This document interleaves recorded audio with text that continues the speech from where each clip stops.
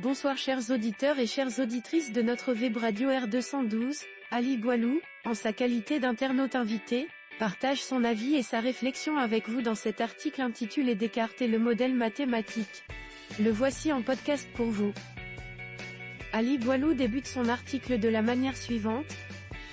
Les philosophes antiques, notamment Pythagore, ont voué une admiration sans borne pour la pensée mathématique. Cet engouement est principalement dû à la clarté, la transparence parfaite du raisonnement et l'apodicticité qui en résulte. En gros, ces philosophes admiraient les mathématiques car elles leur procuraient l'expérience de l'évidence. La démonstration mathématique s'accomplit pas à pas jusqu'à l'avènement de la cohérence dans une intelligibilité sans défaut. Rappelons ici la différenciation que fait Platon entre l'opinion et le savoir. L'opinion c'est l'approximatif, le savoir c'est la certitude intégrale sans le moindre doute. Cette clarté dans le raisonnement est la marque philosophique de Descartes. Il l'expose dans son discours de la méthode en 1637 dans une langue vulgaire, en français et non en latin, et un langage clair accessible au plus grand nombre. Dans cet ouvrage, Descartes mentionne que le modèle idéal que la pensée doit suivre est le modèle mathématique. L'auteur met en avant un point essentiel. Ce modèle est pour lui, comme d'autres philosophes de son temps, une partie intégrante de la clarté divine, la clarté de la pensée et la certitude qui en découlera proche du divin. Pour arriver à cette fin, Descartes s'interroge volontairement, et sans la moindre angoisse, sur tout prétendu savoir. C'est ce qui est dénommé le doute méthodique ou le doute hyperbolique pour sa non-limite. Le doute de ses propres expériences sensibles lui permet de trouver la certitude.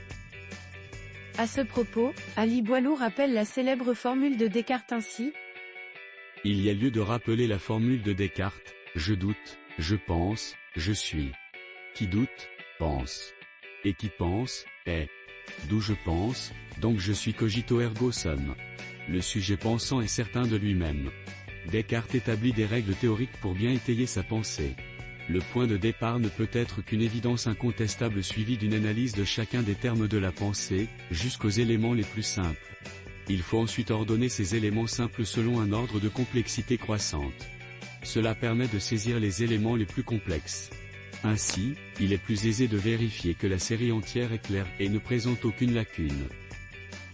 Notre internaute invité insiste sur le fait que, pour Descartes, cette rigueur intellectuelle est une condition indispensable pour parler de véritable savoir ainsi.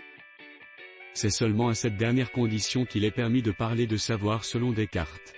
Et tout au long de ce cheminement, le doute méthodique opère entre les concepts clairs et distincts pour arriver à la certitude suivante, celle de dire qu'il n'existe aucun lien entre la certitude du sujet pensant, imparfait et assujetti à la finitude, et celle de l'existence du monde extérieur. En revanche, Descartes trouve un chemin qui le conduit de l'existence de ce sujet pensant à l'existence de Dieu, c'est-à-dire l'idée d'un être absolument parfait qui garantit la véracité des idées claires et distinctes. En d'autres termes, Dieu est le garant de notre pensée. Dans cette optique, Ali Boilou met en évidence la vision cartésienne de la réalité physique de cette manière. Aux yeux de Descartes, la réalité physique est constituée par essence de concepts géométriques. Les qualités sensibles ne constituent pas l'essence des choses. Il n'y a que l'étendue réelle des corps et chaque corps en mouvement en déplace un autre, et ainsi de suite. La philosophie de Descartes est non seulement rationaliste, elle est aussi dualiste, mettant en exergue deux réalités fondamentales, la substance étendue et la substance pensante, res extensa et res cogitant. L'auteur précise que, selon Descartes, ces deux substances composent l'homme, et conclut son article en ces termes. Ces deux substances composent l'homme qui est lui-même considéré comme une troisième substance disposant d'un corps et d'une âme. Pour Descartes, le corps appartient à l'étendue et s'y désagrège.